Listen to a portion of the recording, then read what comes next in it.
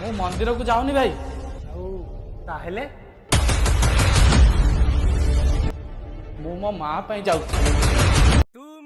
ମା ପାଇଁ? ବୁଝିପାରିଲିନି ଯେ। ମୋ ମାର 2 ବର୍ଷ ହେଲା ଦେହ ବହୁତ ଅସୁସ୍ଥ। ଡାକ୍ତର କହିଲେ ଆଶା ବହୁତ କମ୍, ହେଲେ ମୁଁ ନିରାଶ ହୋଇନଥିଲି। ପ୍ରଭୁ ଭୋଳାନାଥଙ୍କ ପାଖରେ ପ୍ରାର୍ଥନା କରିଥିଲି।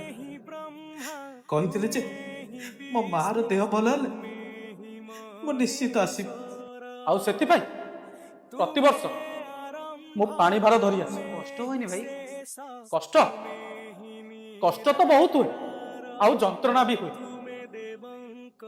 ହେଲେ ମୋ ମାର ହସ ଦେଖିଦେଲେ ମୁଁ ସବୁ କିଛି ଭୁଲିଛି। ହଁ, ସବୁ କିଛି ଭୁଲିଛି, ସବୁ କିଛି ଭୁଲିଛି, ସବୁ କିଛି ଭୁଲିଛି।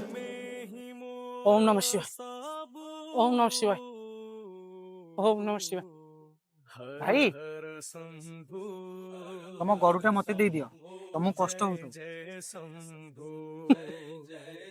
ମୋର ଏ ଗଡୁ ଭାରଟା ସିନା ନେଇଯିବ ଭାଇ, ହେଲେ ମୋ ଭକ୍ତି ମୋଠୁ କେବେ ନେଇପାରିବ।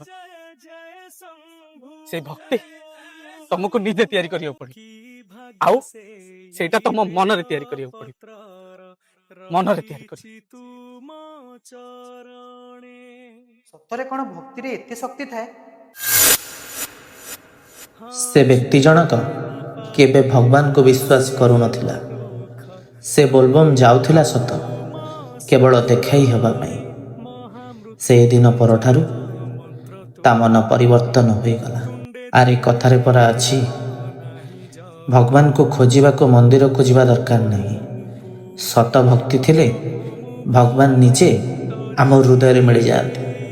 ଆଉ ସେହି ସମୟ ପରଠାରୁ ସେ ବ୍ୟକ୍ତି ଜଣକ ନାସ୍ତିକ ନଥିଲା, ସେ ଥିଲା ମହାଦେବଙ୍କର ଜଣେ ଛୋଟ ଭକ୍ତ। ସତରେ ଯେଉଁଠି ମଣିଷର ଶକ୍ତି ସରିଯାଏ, ସେଇଠି ଆରମ୍ଭ ହୁଏ ଭକ୍ତିରେ ଶକ୍ତି।